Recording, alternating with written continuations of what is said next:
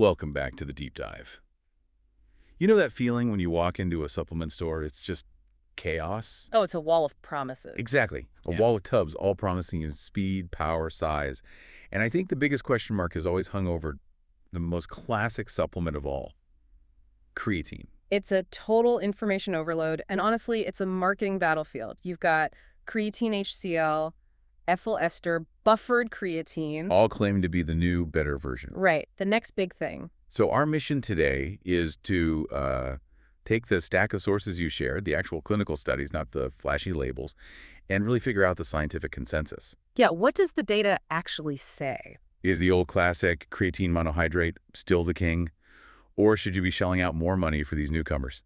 We're just trying to cut through the noise. And when you look at the sheer volume of the research, the answer becomes surprisingly clear. Despite all these alternatives promising better absorption or less bloating, the scientific bedrock is, well, it's pretty solid. Which means, and sorry to disappoint anyone hoping for a big upset, the sources confirm it.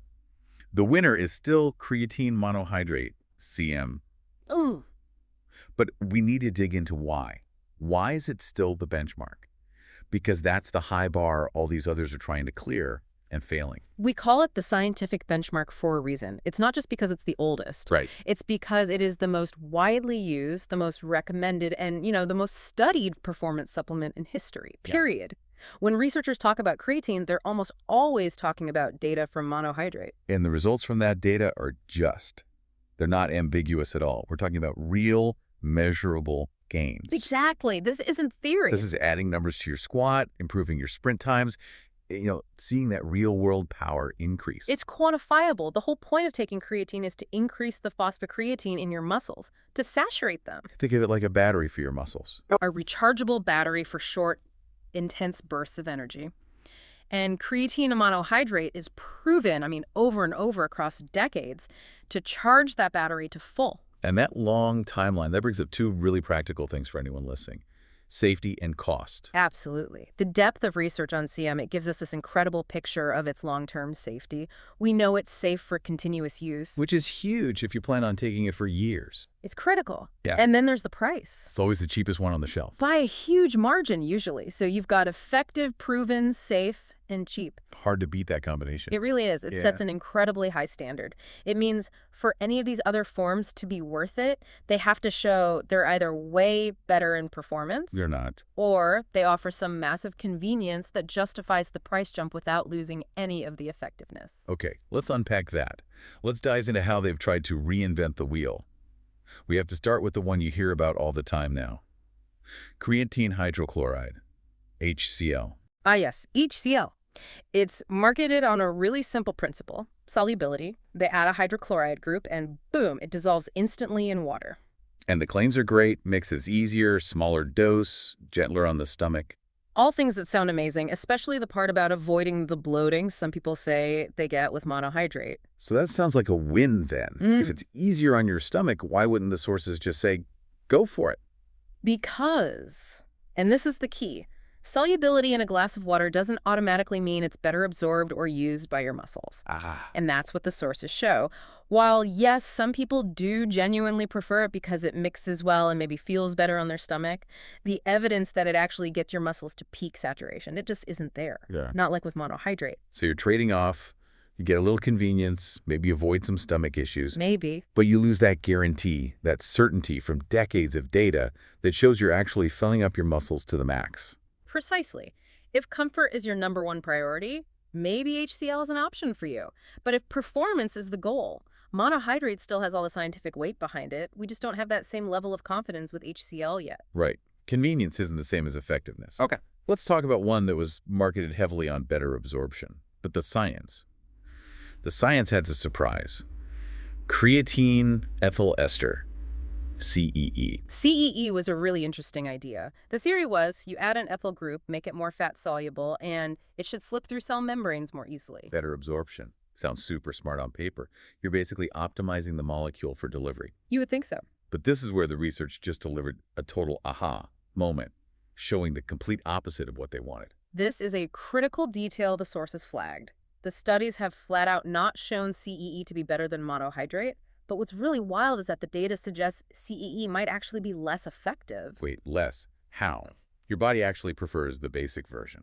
It seems like the chemical modification totally backfired.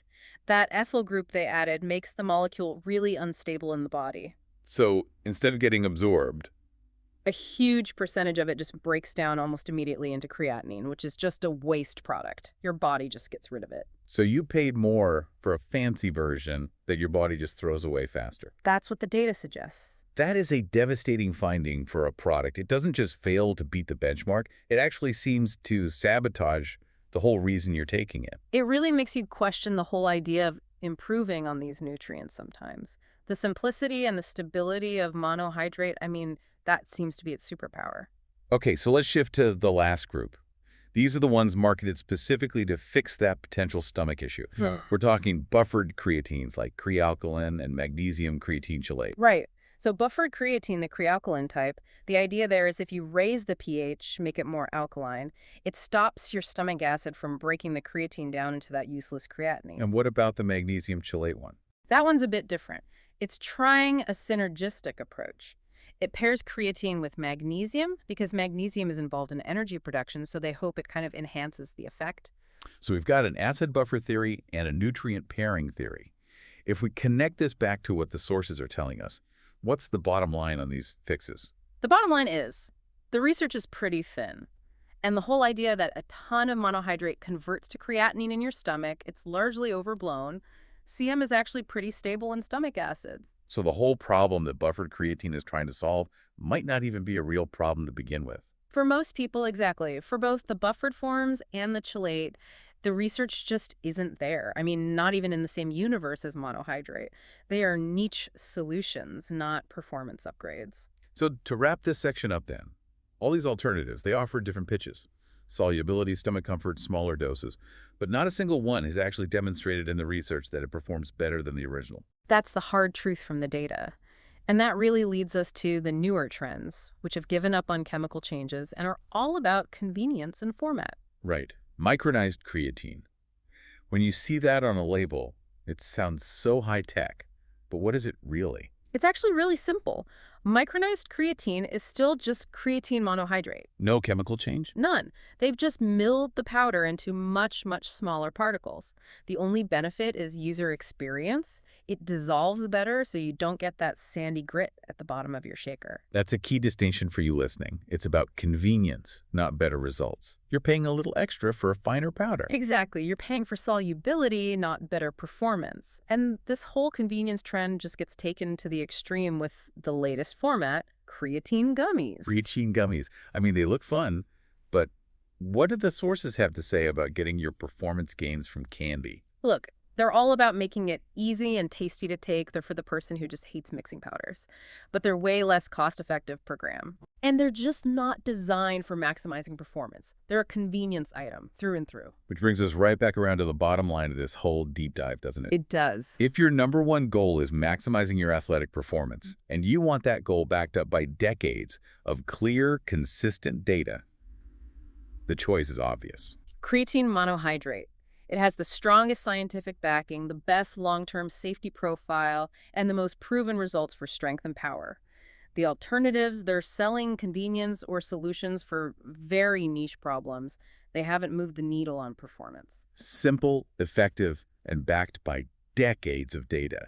It's really a lesson in not getting distracted by hype. Sometimes a classic answer is the best one. Don't get fooled into paying a 300% markup for a new name when the most effective option has been right there all along. And that leads us to the final thought we want to leave you with, based on what we've seen in these sources. Yeah, so think about this. New supplements are launched all the time with huge marketing campaigns and incredible promises, but often with very little real data behind them.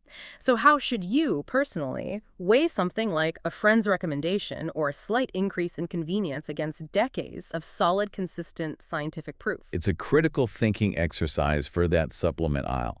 Don't just follow the trend, follow the science. That's your deep dive into creatine. Stick with what works and train smart.